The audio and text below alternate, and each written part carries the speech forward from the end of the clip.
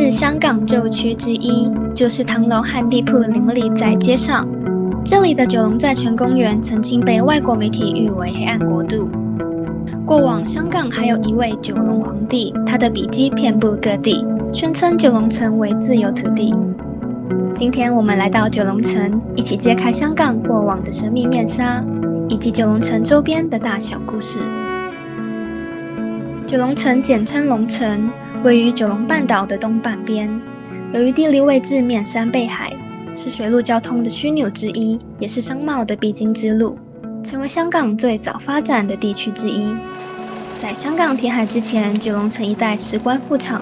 也就是朝廷产盐的地方。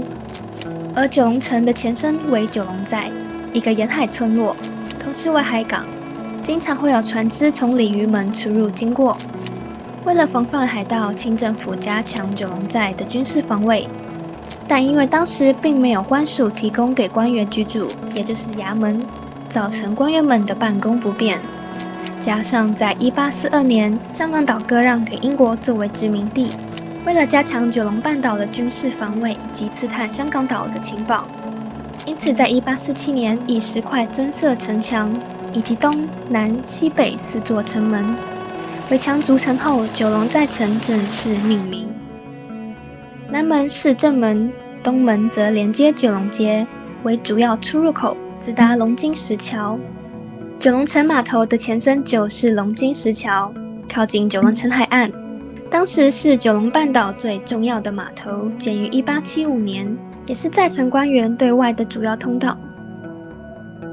那九龙寨城是如何从办公的衙门变成黄赌毒三不管的地带呢？1898年，英国租界新界后，香港全境就由英国管制。但因为当时有列明说九龙城寨要由中国官员管，但后来英方又驱逐了中国官员，令到九龙城寨成为了三不管的一个地带。尽管当时英国全境殖民香港，南清政府却坚持保有九龙寨城的主权。例如在中英拓展香港界址专条的条文里表示，九龙城内现有的中国官员仍然可以在城内各司其职，而英国政府在条文里规定，不得妨碍保卫香港的军务。只不过新界割让给英国后，一些乡民武装抗英，爆发新界6日战，英国便以此为理由驱逐在城内的清朝官使，宣称在城属于殖民地的一部分。后来中方又再强调并重申中国对九龙寨城的主权，英方才撤出。但实际上，尽管清政府拿回九龙寨城的主权，却因为国势衰弱，没办法派军驻守寨城，导致寨城真空。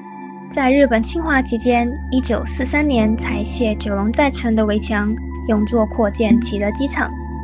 后来日本投降了，九龙寨城也荒废。直到二战，许多难民涌入香港，搬进九龙寨城，加上香港人口上升，人们开始在寨城区域兴建非法楼宇。尽管英国和香港政府多次试图整顿九龙寨城，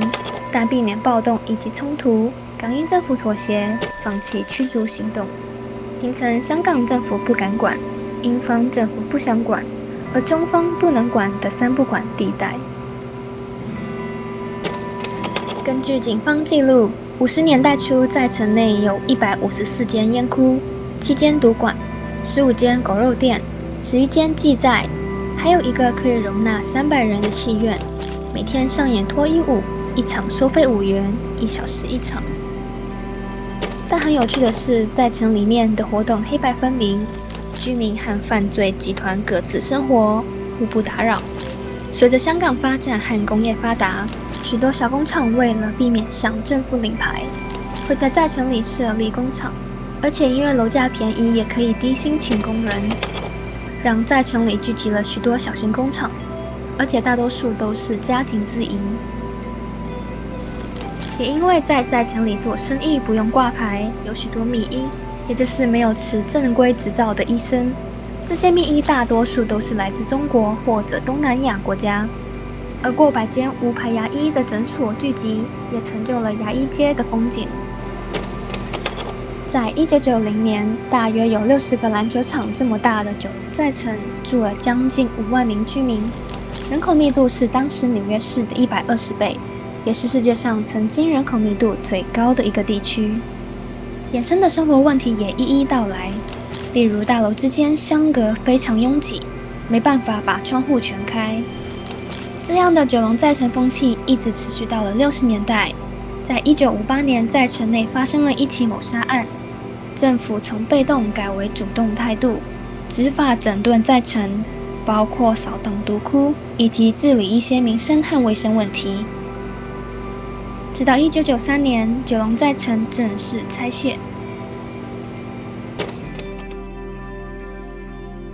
那到底是九龙城寨还是九龙寨城呢？其实有不少香港人都习惯叫做九龙城寨，不过在当年拆除期间，政府古物古迹办事处进行发掘的时候，才发现九龙寨城的门额，因此证明现在的九龙寨城原址已经在1995年改建为九龙寨城公园。